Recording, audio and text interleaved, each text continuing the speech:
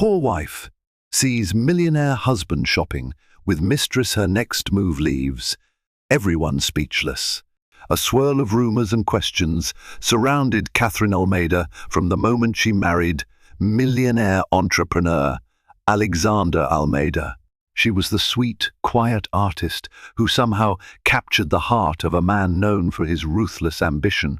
Whispers in high society circles hinted at scandal, while Alexander's business partners, like the well-known investor Daniel Thompson, saw it merely as a marriage of convenience. Everything looked glamorous from the outside, until one fateful afternoon. Catherine, secretly pregnant with her first child, stepped into a luxury boutique, only to find her beloved husband giggling over scarves with a ravishing brunette. What Catherine did next shocked everyone. Catherine Almeida had always been a dreamer. Growing up in a modest neighborhood in Houston, she spent her youth sketching images of a life far removed from the cramped apartment she shared with her single mother, Fiona. Her aspirations included enrolling in prestigious art programs and eventually holding her own gallery exhibitions. But never in her wildest dreams did she imagine she would marry a man like Alexander Almeida, a millionaire heir turned entrepreneur who seemed to wield unlimited power, money, and prestige. Alexander came from a long line of wealthy real estate magnates. His father, Gregory Almeida, was notorious in business circles, feared by rivals and adored by shareholders. The Almeida name carried weight everywhere they went: country clubs, charity galas, and upscale restaurants. Yet for all their power and influence, Alexander's family tree had its share of scandals, rumored affairs, lawsuits, and bitter feuds over inheritance.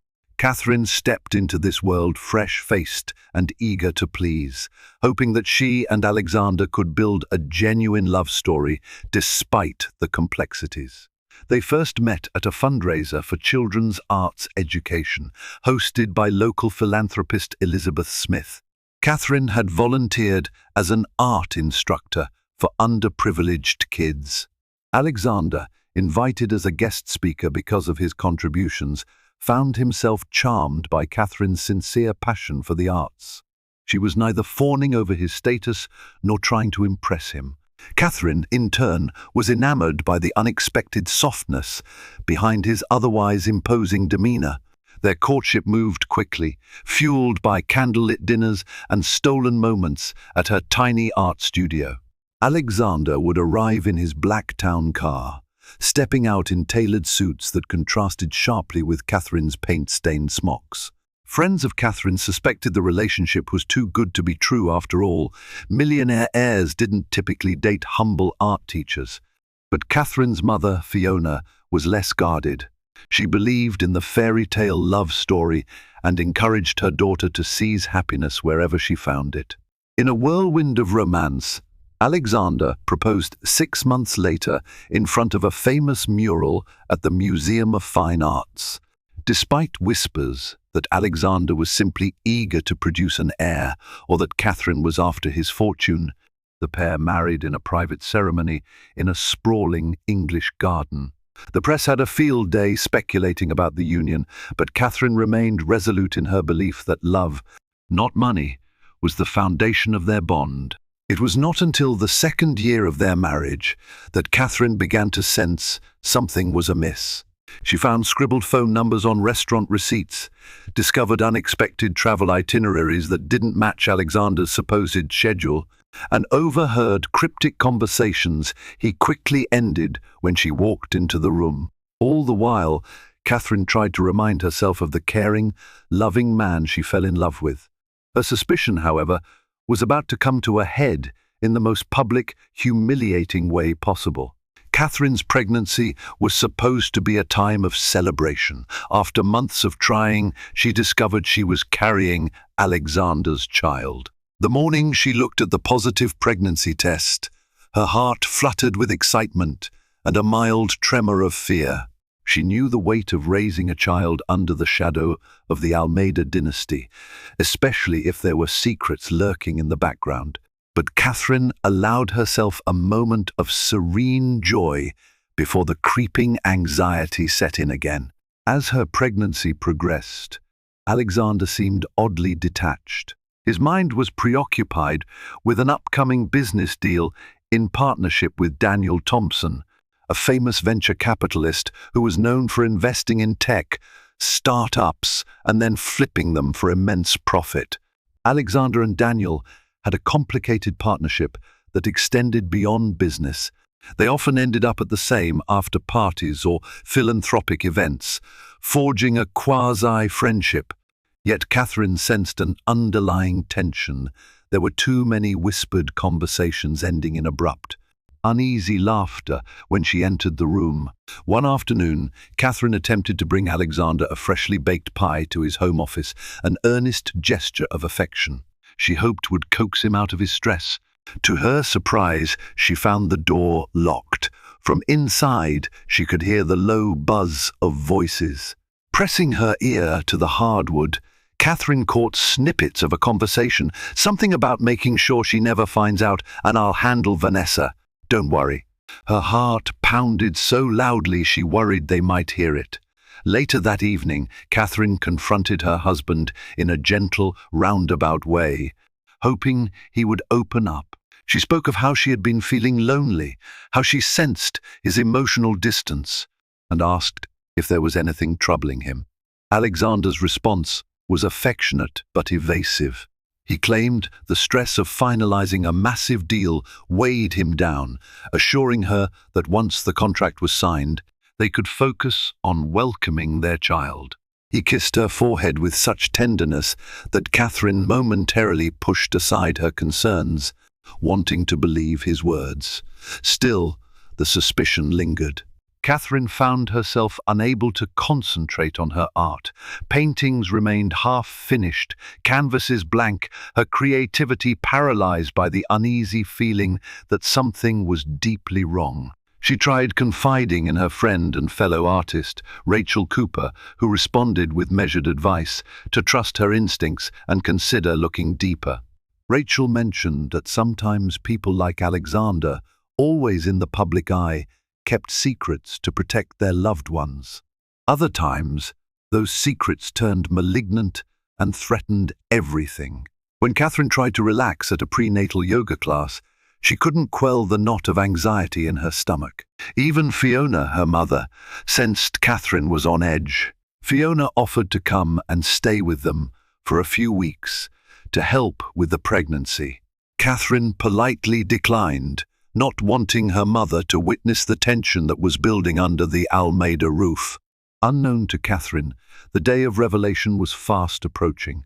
She would soon find herself in a place she never expected, an upscale boutique in the heart of River Oaks, staring at Alexander and a beautiful stranger who would turn her world upside down. The sun blazed overhead, reflecting off the towering glass structures that dotted Houston's wealthy River Oaks district.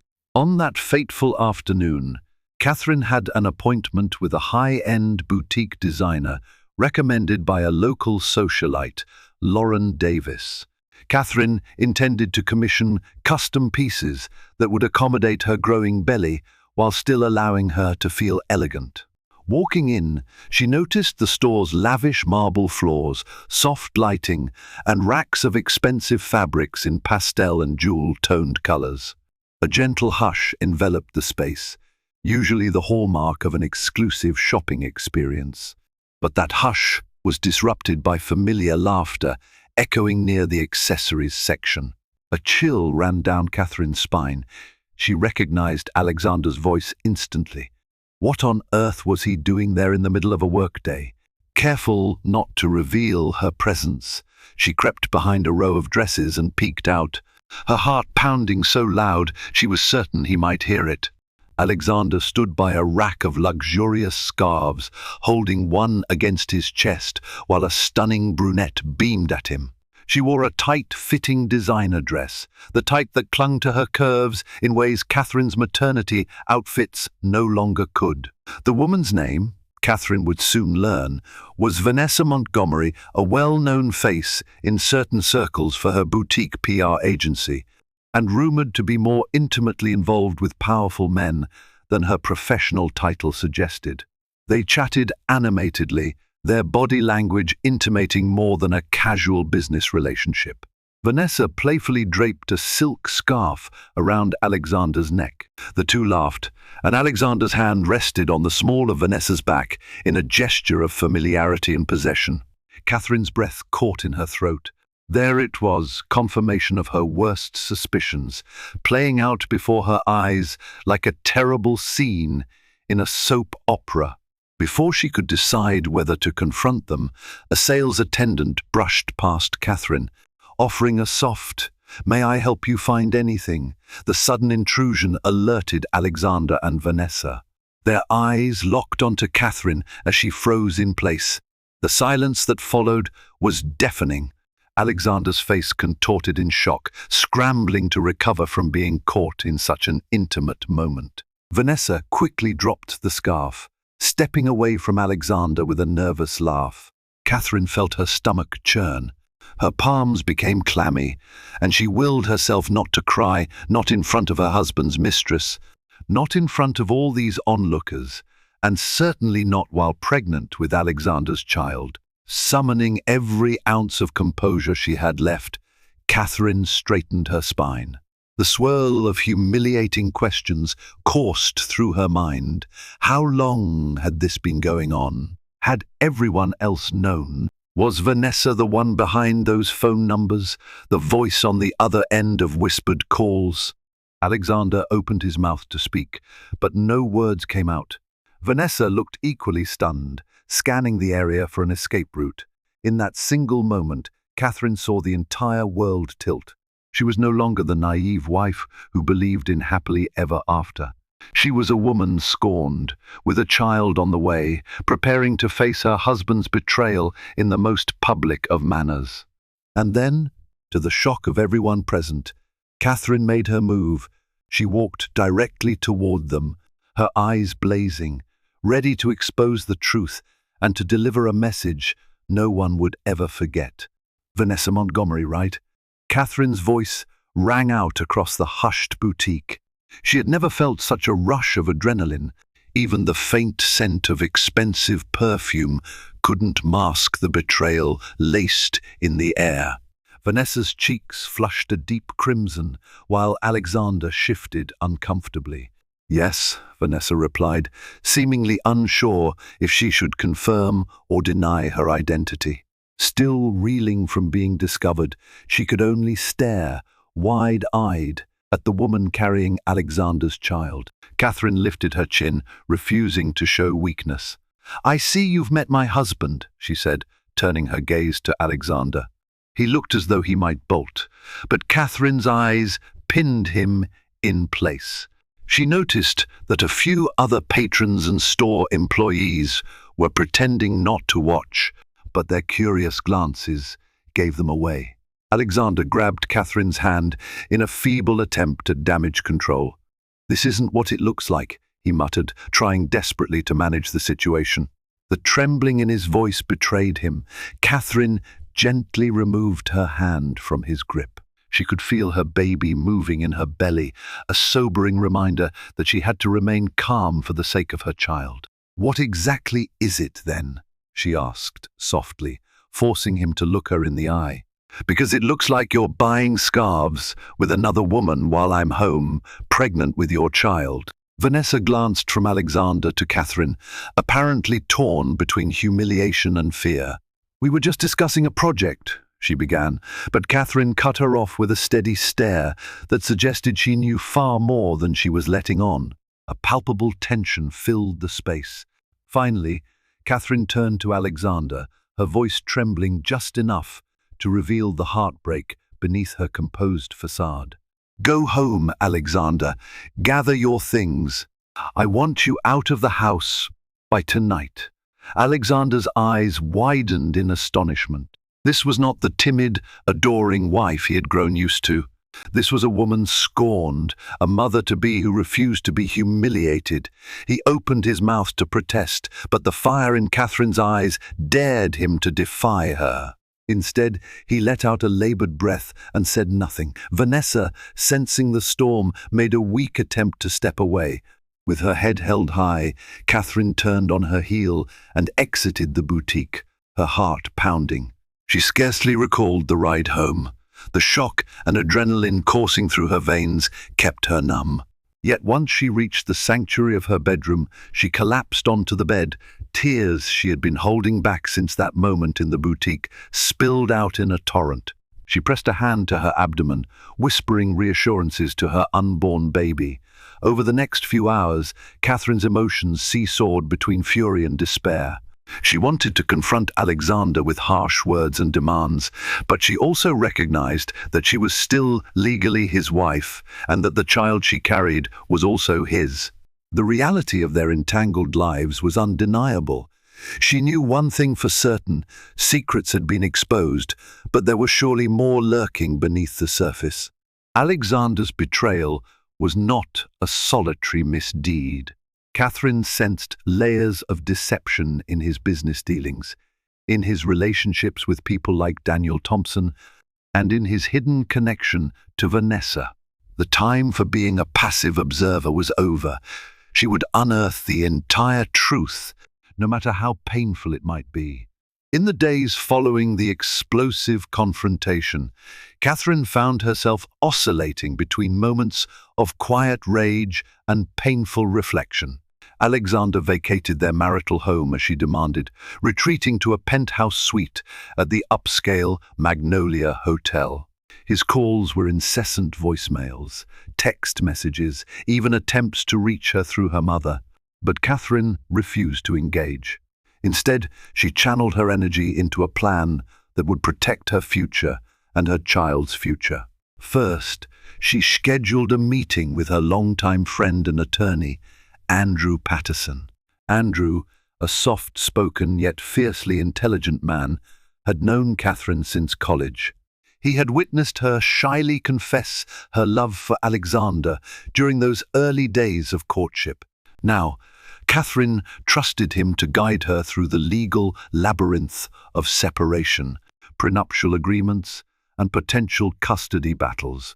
She needed to know her rights and, more importantly, how to secure her financial stability should she divorce Alexander. Andrew listened intently, taking meticulous notes. He explained the terms of the prenuptial agreement that Catherine had signed. While it offered her a modest sum, it heavily favored Alexander, a condition that Catherine had naively agreed to out of love and trust. Given Alexander's considerable assets and the unborn child's welfare, Andrew assured her they could negotiate better terms. The existence of an affair, if proven, might shift the leverage in Catherine's favor. Yet he also warned her that it could become a public spectacle if Alexander chose to fight dirty. Meanwhile, Catherine began to piece together the puzzle of Alexander's business dealings. She contacted Rachel Cooper to see if there were any rumors swirling in the art world or philanthropic circles about the Almeidas. Rachel mentioned hearing that Alexander and Daniel Thompson were on the verge of finalizing a multi-million-dollar acquisition of an art tech startup. Catherine recalled overhearing the name Vanessa in a conversation with Daniel.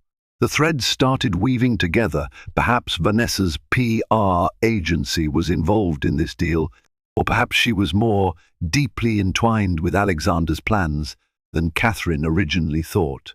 Despite the emotional toll, Catherine forced herself to become strategic. She secretly recorded phone calls and took screenshots of text messages Alexander had sent her, in which he alluded to making things right. She didn't know if these messages would matter in the end, but she wanted to be prepared. She also began attending more social gatherings, quietly probing acquaintances for information. The shift from naive spouse to determined investigator took a toll on her health each day. She felt physically drained, her unborn child sapping her remaining energy. Still, the fire in her heart refused to be extinguished. Behind the scenes, Catherine planned a precise move. She had discovered that a major charity ball was on the horizon, organized by none other than Daniel Thompson. The event was expected to attract society's elite, celebrities, and media outlets. If she made a public statement or took public action there, it would undoubtedly garner massive attention. With rumors already swirling about Alexander's scandalous affair, Catherine knew that confronting him in such a grand setting could grant her the upper hand if she played her cards right. It was bold, perhaps even reckless, but Catherine felt she had little left to lose. The days of quietly painting in her studio, trusting wholeheartedly in her husband's devotion, were over. A new chapter of her life was unfolding, one where she would assert herself to protect not only her dignity, but also the life growing inside her. It was the night of the charity ball, a glittering affair, held at the sprawling Houston Grand Hotel. Guests arrived in sleek limousines, stepping out onto a crimson carpet that led them past photographers and reporters eager for a glimpse of society's best. Daniel Thompson's event promised an evening of fine dining, a live orchestra, and an auction supporting youth entrepreneurship programs. The city's luminaries, politicians, CEOs, and celebrities congregated under the ornate chandeliers of the ballroom, sipping champagne and exchanging gossip. Catherine arrived alone, her baby bump accentuated by a simple yet elegant black gown. The choice of color was symbolic. She was in mourning for her lost illusions, but she was also here to make a statement. Her appearance stirred whispers. Where was Alexander? Had the couple reconciled? Or would Catherine's presence confirm the rumors that their marriage was on the rocks? Spotting a group of Alexander's colleagues, Catherine steeled herself and walked over. Their polite smiles and small talk couldn't hide the awkward tension. Most offered routine pleasantries, while others avoided eye contact. Catherine could feel their curiosity, like a swarm of invisible bees buzzing around her. Yet she greeted them graciously, refusing to let her nerves show. At last, she saw him. Alexander stood across the room, chatting with Daniel Thompson and, to Catherine's irritation, Vanessa Montgomery. Just the sight of the two of them, side by side, made her blood simmer. Vanessa, dressed in a figure-hugging crimson dress, looked every bit the part of a seductress. Alexander, in a tailored tuxedo, exuded the composed polish of a man who believed he owned the room. When his gaze finally landed on Catherine, his eyes flickered with a mix of surprise, guilt, and something else, maybe fear. For a moment, Catherine hesitated. Confrontation didn't come naturally to her. But this wasn't about personal comfort anymore. This was about reclaiming her narrative in a world that had cast her as a passive victim. She took a measured breath and glided across the ballroom. The crowd seemed to part as she approached, as though everyone sensed the inevitable clash. "Good evening, Alexander," she said softly, fixing him with a steady gaze. Vanessa attempted to slink back, but Catherine's next words stopped her. "Vanessa, I'm glad you're here too. I've been meaning to thank you for your role in revealing the truth." Daniel stood to the side, clearing his throat nervously. "Catherine, perhaps we should discuss this in private." Catherine cut him off with a polite smile. "No need. Sometimes, honesty is best served in the public sphere." She reached into her purse and pulled out a crisp, folded document. "I had my lawyer prepare these. Divorce papers, Alexander. I believe they're self-explanatory." Gasps rippled through the crowd. Even Daniel's composed facade faltered. Vanessa's eyes darted in panic from the papers to Alexander. As for Alexander, his jaw clenched, but he managed to maintain an icy calm that Catherine found equal parts infuriating and mesmerizing. "I'd like you to sign them," Catherine continued, "unless you have a compelling reason why you shouldn't." Alexander took the documents, his face unreadable. 100 cameras seemed to click in Catherine's mind, capturing the tension of this moment. She waited, fully expecting an outburst or a desperate plea. But Alexander only stared at the paper, eventually folding it in half. "I won't sign them. Not tonight. We have things to discuss privately," he said, his voice gravelly with tension. The onlookers, fascinated by the unfolding drama, began to whisper. Catherine swallowed hard, lifting her chin. "If you think I'll just go back to how things were, you're mistaken," she warned. "I'm done being quiet." And with that, she turned on her heel and left him standing there, a swirl of emotions on his face. She had made her move, bold and unyielding. Little did she know, the aftermath would bring an even greater storm that would test her resolve and reveal dark family secrets she was utterly unprepared to face. Following the high-stakes drama at the charity ball, the Almeida household erupted in turmoil. Gossip columns ran headlines like "Catherine's bold move, Almeida empire in crisis," and "Pregnant heiress on the warpath." The entire city seemed to have an opinion on the scandal. Some sympathized with Catherine, admiring her bravery in confronting her husband publicly. Others claimed she was orchestrating a publicity stunt for a larger settlement. A wave of speculation engulfed social media and dinner party chatter alike. Alexander returned to the family's estate the next day, not to live there, but to meet with Catherine in the library, a stately room lined with floor-to-ceiling shelves of rare books. The tension between them was palpable. Catherine braced herself, recalling how this same library once felt like a haven, a cozy space where they'd read together. Now, it felt like a battleground. Alexander spoke first, his voice low and grave. "I'm not signing any divorce papers without a real conversation. For our child's sake, can we at least try to make sense of this?" Catherine regarded him with a mixture of hurt and anger. "Make sense of you being unfaithful? Of you humiliating me in public? I'm not sure there's anything left to say." He ran a hand through his hair, frustration etched on his face. "I made a mistake, one I deeply regret. But there's more at stake than just our marriage. The Almeida name, the business deals my father's legacy. I can't afford a scandal right now, not with negotiations in their final stages." She couldn't contain her bitterness. "So this is about your reputation and your father's empire, not about me or our baby." Alexander exhaled sharply, grappling with the right words. "I do care about you, both of you. But there are bigger forces at play, Catherine. My father's health is failing. If this scandal escalates, it could ruin everything he's built. I'm asking you to give me time." Catherine felt her resolve waver. She recalled that Gregory Almeida had indeed been battling health issues for months. The older man had always shown her unexpected kindness, even if his business practices were ruthless.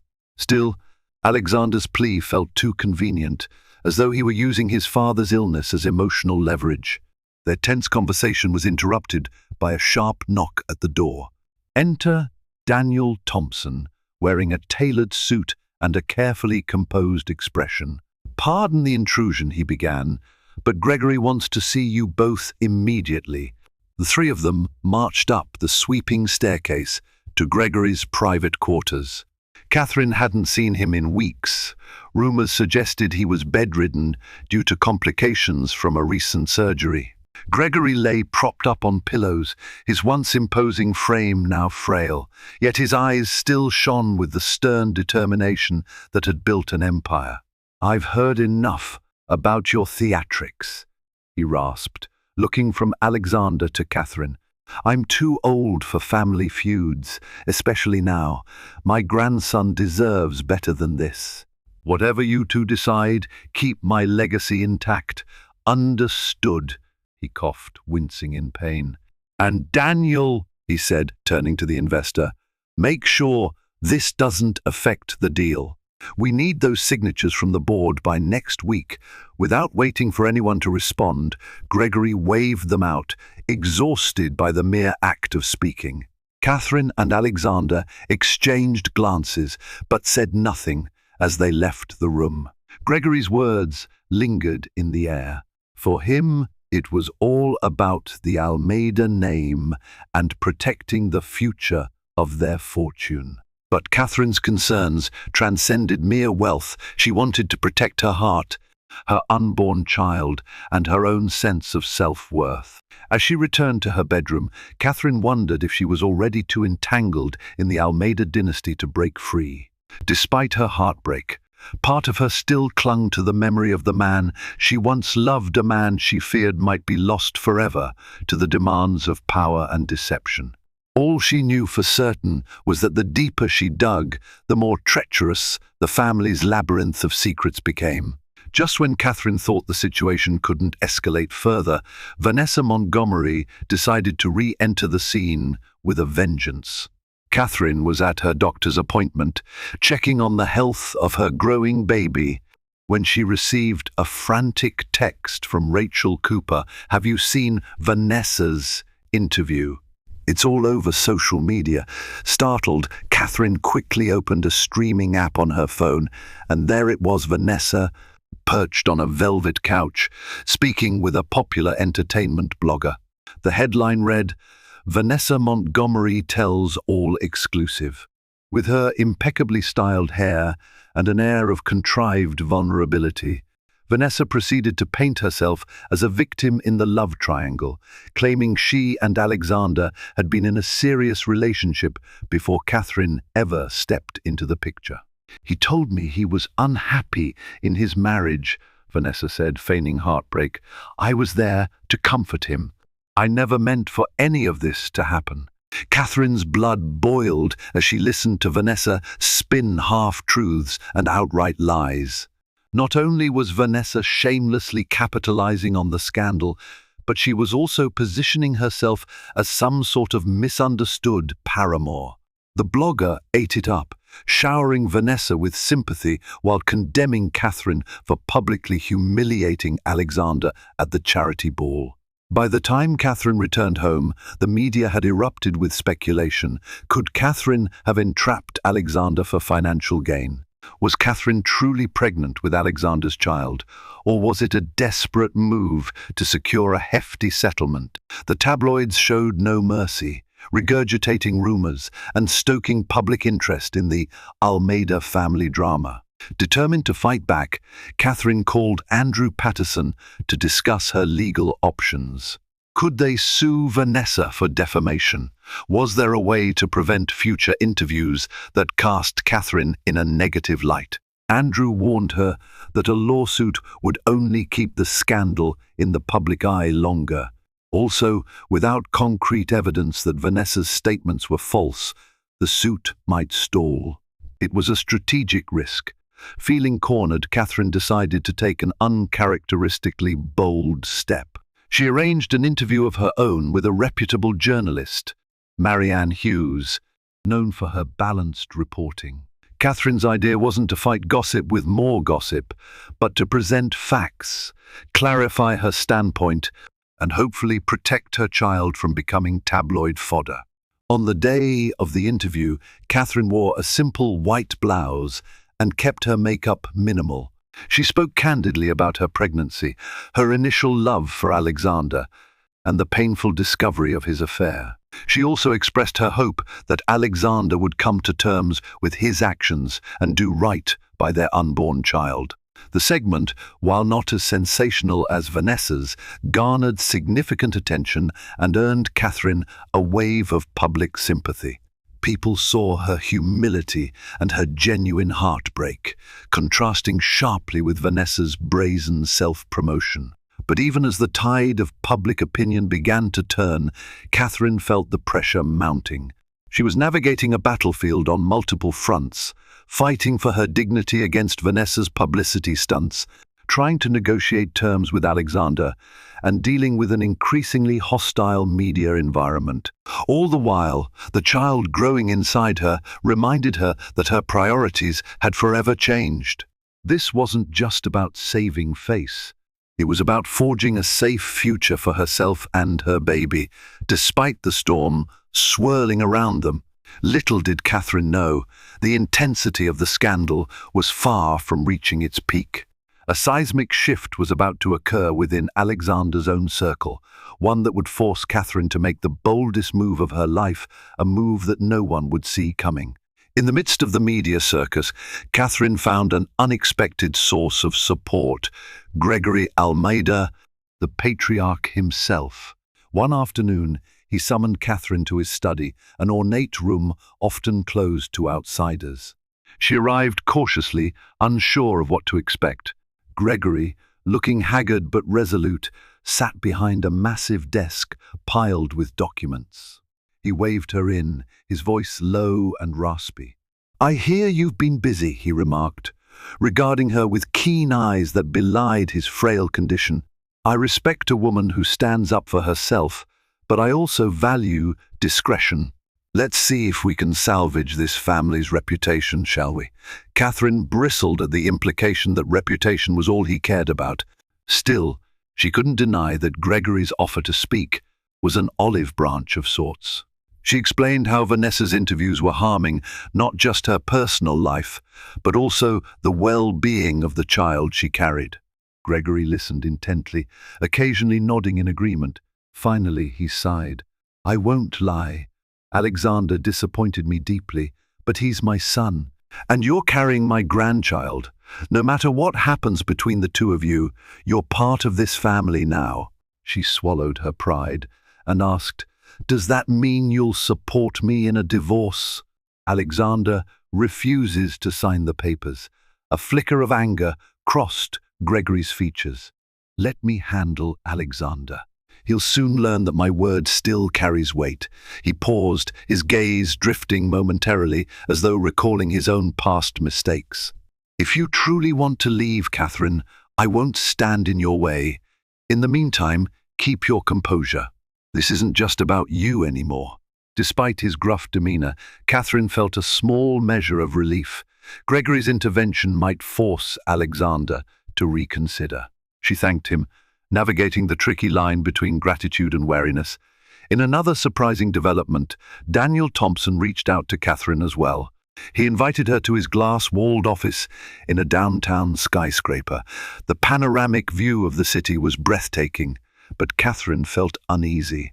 Daniel was a cunning businessman with loyalties that seemed to shift based on profit. Why was he suddenly eager to meet with her privately? Daniel motioned for her to sit on a plush leather couch. "I don't condone what Alexander did, and I'm not here to make excuses," he began. "But from a business perspective, we need to manage this crisis. The scandal is affecting investor confidence. Alexander might lose control of his shares, which would jeopardize everything, including your child's inheritance." Catherine recognized his angle immediately. Daniel was more interested in salvaging the deal than in helping her personally. Still, any piece of information could be an asset. "So what do you suggest?" she asked. He leaned forward, a cunning gleam in his eye. "Work with me, present a unified front, at least temporarily, to stabilize the public narrative. If Alexander refuses to cooperate, we'll use the negative press against him to pressure him into signing favorable terms for you. Think of it as a strategic alliance." Catherine felt a wave of conflicted emotions. Aligning with Daniel might give her leverage, but it also meant dancing with the devil, so to speak. She knew Daniel's loyalty extended only as far as his profit margins. Yet with Gregory on one side and Daniel on the other, Catherine sensed a shift in power dynamics. She was no longer alone. She had formidable allies, even if their motives were not entirely pure. Even Rachel Cooper stepped forward with a more personal kind of support. She organized a small art exhibition featuring Catherine's paintings as a gesture of empowerment. "You're more than just Alexander's wife," Rachel declared. "Remember who you are. Let your art speak." The exhibit was modest, but it drew a crowd of friends, fellow artists, and curious onlookers who came to see the woman behind the tabloid headlines. For a few hours, Catherine could breathe freely, surrounded by the familiar scent of paint and the silent empathy of canvases that told her story in colors and shapes. Buoyed by these new alliances, Catherine felt stronger than she had in weeks. The war was far from over, but she now had allies on multiple fronts. The question remained, how far was she willing to go to secure her future, and at what cost? As the scandal raged on, Catherine found herself staring down the barrel of another high-profile event, the Almeida Foundation's annual gala, dedicated to raising funds for educational programs, a tradition started by Alexander's late mother, Helena Almeida. The gala was a cornerstone of the family's public image, a night where influential donors gathered to pledge their support. With her pregnancy nearing its 7th month, Catherine knew the event would be physically taxing, but she also understood it was a stage too critical to ignore. In the days leading up to the gala, rumors circulated about what might happen. Would Catherine and Alexander appear together? Would Vanessa show up as his date? Or would Gregory Almeida cancel the entire affair? The media clamored for any scrap of information. Catherine stayed silent, focusing on her plan, which she had carefully orchestrated alongside Gregory and Daniel Thompson. On the night of the event, Catherine arrived at the Almeida estate wearing a midnight blue gown that flowed elegantly around her baby bump. Cameras flashed incessantly as she stepped out of her car. She maintained a poised smile, well aware that every gesture would be analyzed and criticized. Inside the estate's grand ballroom, a blend of classical music and polite chatter greeted her. Crystal chandeliers sparkled above, illuminating the polished marble floors. Waiters glided between guests, offering champagne and hors d'oeuvres. Catherine could feel the weight of eyes on her. As she walked, some pitied her, others admired her audacity, and still others gleefully awaited fresh drama. Alexander was already there, standing beside Gregory in a corner. He wore a classic black tuxedo, his demeanor subdued under his father's watchful gaze. Daniel Thompson hovered near them, occasionally whispering suggestions about which potential donors to greet and which cameras to wave at. Vanessa was conspicuously absent, which Catherine suspected was Gregory's doing. Catherine made her way to the stage where a microphone stood. Conversations hushed. This was an unusual break in protocol. The gala typically began with remarks from Gregory or a board member. Yet no one dared to stop Catherine. Her calm air of determination held the room captive. "Good evening," she began, her voice firm but gentle. "Thank you all for joining us tonight to support education programs for children across our city. This foundation represents a legacy of compassion that Helena Almeida left behind. It's a legacy that I hope continues for many years to come." She paused, her eyes scanning the crowd until they landed on Alexander. As many of you know, the Almeida family has faced a storm of rumors. I won't deny there have been personal challenges, but I stand here, pregnant with Alexander's child, to say that the future is more than just scandal. It's about giving back to those in need. Whatever the outcome of my marriage, I remain committed to ensuring the Almeida Foundation thrives, so that children have the opportunities they deserve. A quiet gasp rippled through the audience. Catherine's statement was bold, addressing the elephant in the room without descending into tabloid theatrics. She concluded by thanking donors for their generosity and inviting them to enjoy the evening's festivities. The applause that followed was hesitant at first, then grew louder as people realized Catherine had delivered a measured, heartfelt address. Gregory nodded approvingly, and Daniel gave a discreet thumbs up from across the room. Alexander approached the stage, tension radiating from him. The applause died down as he took Catherine's hand, guiding her away from the microphone. His whispered words were urgent. "What exactly are you trying to prove?" "That I won't be destroyed by your mistakes," she whispered back, stepping out of his grasp. As the orchestra resumed playing, Catherine felt an undercurrent of triumph. She'd reclaimed her narrative in front of the very society that once whispered she was a gold digger or a naive dreamer. Through the swirl of clinking glasses and swirling gowns, Catherine caught Alexander's eye once more. Something in his gaze softened, as though he glimpsed the woman he had fallen in love with years ago, a woman now transformed by heartbreak and determination. But while the night's speech won Catherine some measure of public support, it also served as a reminder that the Almeida family drama was far from over. The final reckoning was yet to come, one that would test Catherine's fortitude and reveal who truly held power in this fractured dynasty. The gala made headlines for days. Opinion pieces praised Catherine's composure and pointed remarks, casting her as a dignified figure amid the upheaval. Alexander, too, benefited from her speech in that it momentarily deflected attention from his affair, redirecting public interest to the philanthropic mission. Investors felt reassured that the Almeida empire would maintain its charitable responsibilities, and Gregory was relieved that his son's transgressions had not irreparably tarnished the family name. Behind the scenes, however, tension simmered like a pot on the verge of boiling over. Catherine was still pushing for a divorce, and Alexander was still stalling. One afternoon, Alexander showed up at Catherine's temporary residence in a quiet suburban neighborhood. She had moved there for peace of mind. He looked tired, disheveled, a far cry from his usual polished self. "I need to talk," he said, stepping inside without waiting for an invitation. Catherine, taken aback, ushered him into the living room. They sat on opposite ends of the couch, the silence palpable. At last, Alexander spoke. "I miss you," he confessed, voice tinged with regret. "You have every reason to hate me, but I'm asking for one last chance, not just for the sake of our child, but because I still love you, Catherine."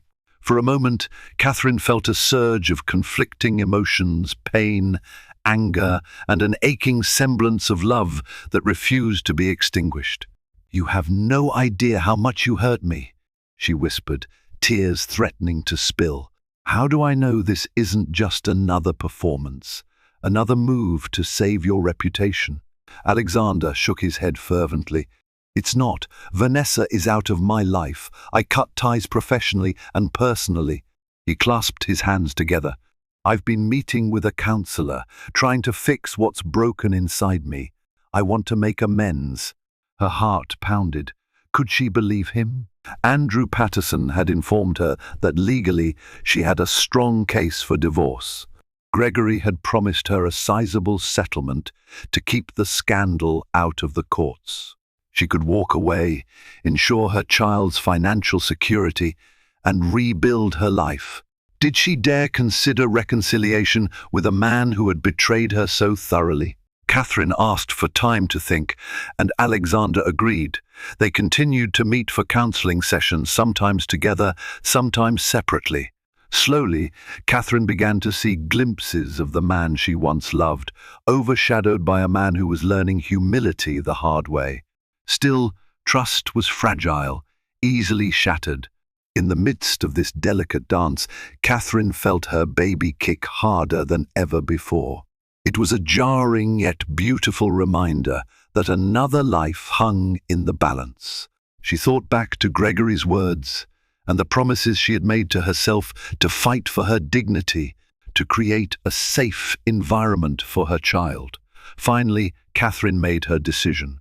In a moment that would leave everyone speechless, she stood beside Alexander at a press conference arranged by Daniel Thompson and Gregory. Cameras flashed as she revealed her choice. "I've decided not to pursue the divorce," Catherine announced, holding Alexander's hand in front of a stunned crowd. "This family has caused me pain, but it's also given me the gift of a child. I believe in second chances under strict conditions. Alexander and I will remain married, and we will do our best to raise our child together." At that, gasps and murmurs rippled through the reporters.